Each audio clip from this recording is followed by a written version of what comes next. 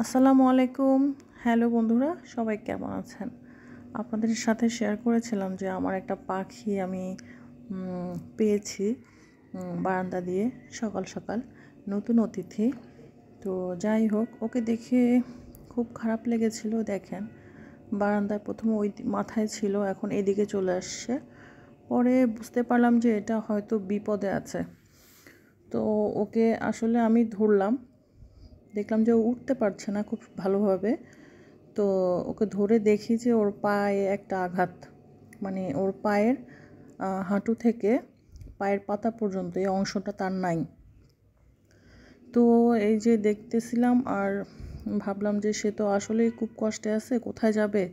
সে রীতিমতো ডাকতেছিল। এই যেখানে দেখলেন একটু আগে, এটা কিন্তু বারান্দায় ছিল।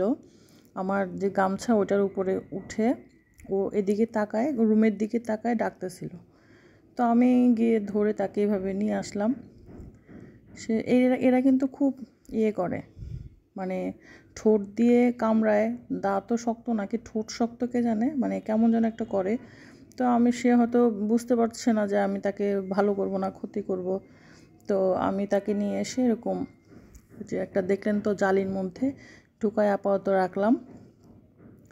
তো রেখে খাবার দাবার কিছু দিলাম। পুরো একদিন এভাবে ছিল সে।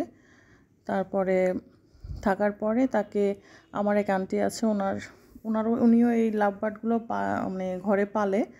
তো ওনাকে বললাম যে আমার জন্য, আমার তো পাখির এই অবস্থা, একটা পাখি পেলাম। তো উনি এই খাঁচাটা নিয়ে আসলো আর কিছু খাবার নিয়ে আসলো। ও তো মানে খাবার পেয়ে মহা খুশি, খাবারের বাটি থেকে সরছেই না, মানে অল টাইম তার খাবার। আশেপাশে কে আছে কি আছে মানে তার কোনো চিন্তা নাই, সে খেতেই আছে।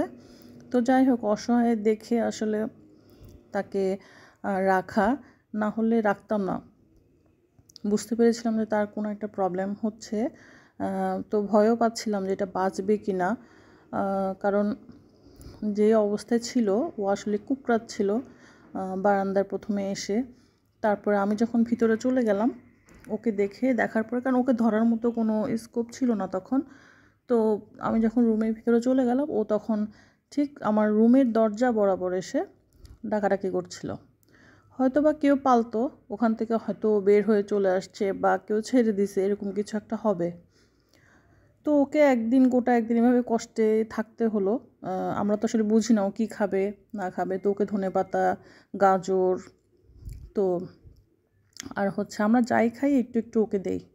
তো মোটামুটি ঠোকরাঠুকরি করে খায়। হয়তো অতটা ভালো পাচ্ছিল না খাবারগুলো, হয়তো পেট ভরতেছিল না। তো এই খাবারগুলো হচ্ছে পাখির খাবার, ছোট ছোট কাউন বলে আর কি। তো এগুলো ওই আন্টিটা আনে। তো ওনাকে অনেক ধন্যবাদ পাখিটাকে সেফে রাখার জন্য বা পাখিটার জন্য খাবার আনার জন্য।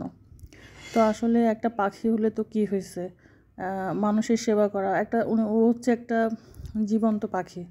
তো ওর জন্য যদি কিছু করতে পারি, নিজেকে ধন্য মনে হচ্ছে।